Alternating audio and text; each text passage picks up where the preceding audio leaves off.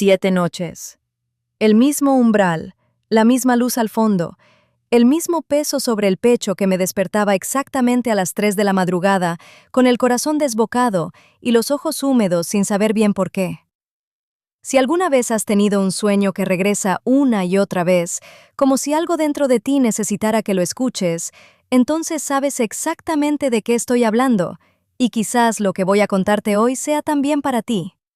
Mi nombre es Elena, tengo 44 años, soy maestra en Sevilla desde hace casi 2 décadas, y siempre me he considerado una mujer práctica, de las que no se detiene demasiado en los sueños ni en las señales, de las que apaga la alarma, prepara el café y sigue adelante porque la vida no espera y los niños llegan al aula a las 9 en punto. Pero hubo 7 noches en el mes de febrero del año pasado que cambiaron algo tan profundo dentro de mí que todavía me cuesta encontrar las palabras exactas para describirlo, aunque voy a intentarlo con toda el alma, porque creo que este sueño no era solo mío. La primera noche no le di mayor importancia, porque los sueños raros suceden y uno los olvida con el primer sorbo de café.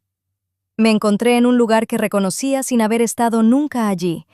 una escalera de piedra antigua que descendía hacia una especie de jardín cubierto de niebla blanca y suave, con una luz dorada al fondo que pulsaba levemente como una llama que no se apaga con el viento. Bajé los escalones despacio, sintiéndome extrañamente en calma, hasta que algo me detuvo, una sensación de peso en el pecho, y me desperté sin llegar al fondo, con los ojos abiertos en la oscuridad del dormitorio y el silencio total de la madrugada sevillana. La segunda noche volví al mismo lugar, a la misma escalera, a la misma niebla, y esta vez intenté llegar más lejos, pero de nuevo algo me detenía antes de alcanzar aquella luz, como si hubiera una barrera invisible hecha de mi propia duda o de mi propio miedo, aunque en el sueño no sentía miedo exactamente, sino algo parecido a la reverencia que uno siente ante algo demasiado grande para comprenderlo de golpe. Me desperté a las 3 en punto, como la primera vez, con esa extraña certeza de haber estado a punto de entender algo importante. Para la tercera noche ya empezaba a inquietarme, no de manera angustiada, sino con esa inquietud silenciosa que te hace mirar el techo antes de cerrar los ojos y preguntarte si va a volver. Y claro que volvió, puntual como una cita que alguien había agendado sin consultarme, la misma escalera de piedra, la misma niebla que olía vagamente a tierra mojada y flores que no podía identificar, la misma luz dorada al fondo, y esta vez me pareció que la luz era un poco más cercana, como si el jardín fuera expandiéndose hacia mí en lugar de alejarse, y me desperté con las mejillas mojadas sin recordar haber llorado. La cuarta y la quinta noche se fundieron en mi memoria en un solo bloque de imágenes repetidas y sensaciones acumuladas, porque ya no me despertaba con sobresalto, sino con una suerte de resignación tierna, casi como cuando reconoces la voz de alguien querido al otro lado del teléfono antes de que diga una sola palabra. Y me encontraba en aquel umbral de piedra sabiendo exactamente lo que iba a ver, esperando la niebla y la luz como quien espera la salida del sol en un amanecer conocido, aunque sin poder avanzar todavía, sin poder cruzar ese último tramo de escalera que me separaba del jardín y de lo que fuera que me estaba esperando en él. Fue la sexta noche cuando comenzó a cambiar algo en la estructura misma del sueño, porque esta vez había una presencia, no una figura visible ni una voz articulada, sino algo que se percibía como una presencia de la misma manera que se percibe el calor antes de acercarse al fuego, algo que emanaba de aquella luz dorada y que llegaba hasta mí como una pregunta formulada sin palabras, una pregunta que yo no sabía responder porque ni siquiera sabía bien cuál era, aunque la sentía vibrar en algún lugar entre el esternón y la garganta, con una intensidad que me hizo quedarme despierta hasta el amanecer, sentada en la cama con las rodillas contra el pecho, mirando cómo la oscuridad se iba diluyendo poco a poco sobre los tejados de Sevilla. Y llegó la séptima noche. Esa noche me fui a dormir de manera diferente, sin resistencia, sin la pequeña tensión habitual de quien se prepara para algo que teme y desea al mismo tiempo, sino con una apertura extraña, casi como si algo en mí hubiera tomado una decisión sin consultarle al resto, y cuando llegué a la escalera de piedra, me encontré con que la niebla había desaparecido. El jardín estaba completamente visible bajo aquella luz dorada, que ahora era cálida y quieta como el sol de la tarde en invierno.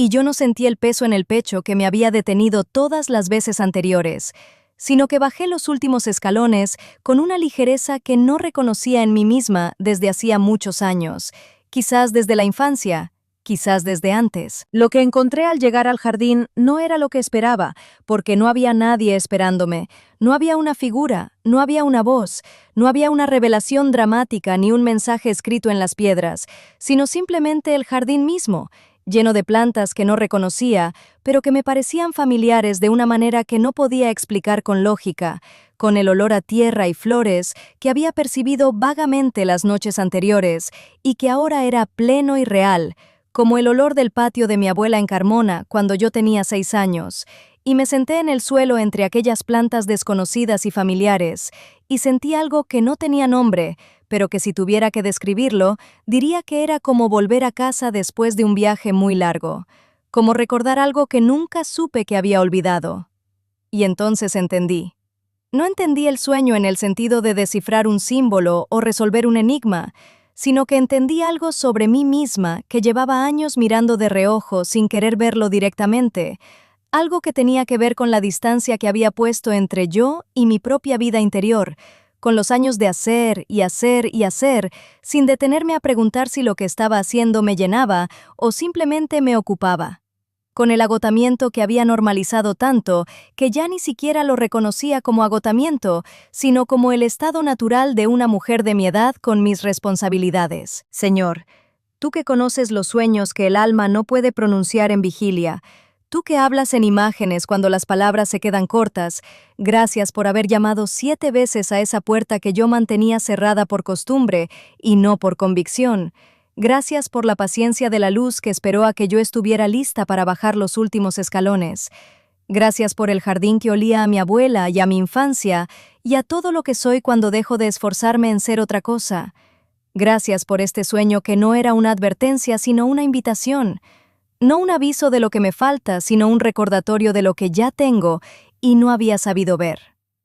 Que quien escucha esto y reconoce en sus propias noches ese regreso insistente a un mismo umbral, a una misma imagen, a una misma sensación que no termina de resolverse, sepa que no está perdido ni está roto, sino que simplemente hay algo dentro de él que necesita ser escuchado con la misma paciencia con que aquella luz esperó a Elena durante 7 noches al fondo de un jardín de niebla y piedra antigua.